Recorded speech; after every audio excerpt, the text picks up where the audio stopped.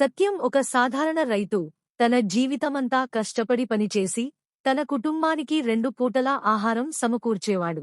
కాని రాజుకి 16 ఏళ్ల వయసులో తన తండ్రి మీద అసంతృప్తి ఉండేది.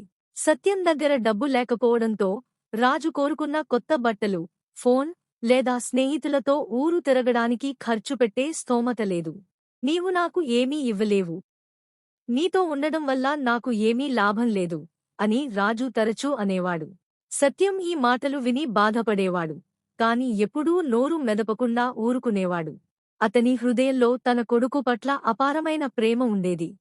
ఒకరోజు రాజు ఇంట్లో తన స్నేహితులతో మాట్లాడుతూ, నా తండ్రి నాకు ఏమీ చేయలేడు. నేను ఈ గ్రామంలోనే చిక్కుకుపోతానేమో అని అన్నాడు. ఆ మాటలు సత్యం విన్నాడు. అతని గుండె బరువెక్కింది. కాని అతను ఒక నిర్ణయం తీసుకున్నాడు. సత్యం తన చిన్న భూమిని అమ్మడానికి నిర్ణయించాడు. అది అతని కుటుంబం తరతరాలుగా సంపాదించిన ఏకైక ఆస్తి. ఆ డబ్బుతో అతను రాజుని పట్టణంలోని మంచి కళాశాలలో చేర్పించాడు. రాజుకి ఈ విషయం తెలియలేదు. సత్యం అతనికి చెప్పలేదు. ఎందుకంటే అతను తన కొడుకు బాధ్యతగా భావించకూడదని కోరుకున్నాడు.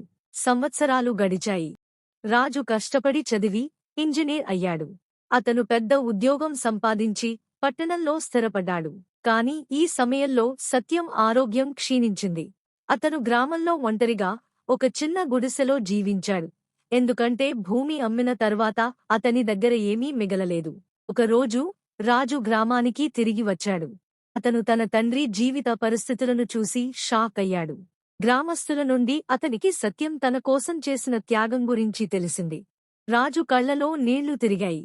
అతను తన తండ్రి దగ్గరకు వెళ్లి, నాన్నా, నీవు నాకు ఏమీ ఇవ్వలేదని అనుకున్నాను. కాని నీవు నీ జీవితమంతా నాకు ఇచ్చావు అని చెప్పాడు. సత్యం నవ్వి, నీవు సంతోషంగా, విజయవంతంగా ఉంటే అది నాకు చాలు అన్నాడు. ఆ క్షణంలో రాజు తన తండ్రిని గట్టిగా కౌగిలించుకున్నాడు. అతని గుండెలో పశ్చాత్తాపం, ప్రేమ, గౌరవం కలిసి పొంగిపోయాయి. అప్పటినుండి రాజు తన తండ్రిని పట్టణానికి తీసుకెళ్లి అతని ఆరోగ్యం జాగ్రత్తగా చూసుకున్నాడు. వారిద్దరూ కలిసి సంతోషంగా జీవించారు. ఒకరి పట్ల ఒకరు అపారమైన ప్రేమ, అర్థం ఉన్న బంధంతో.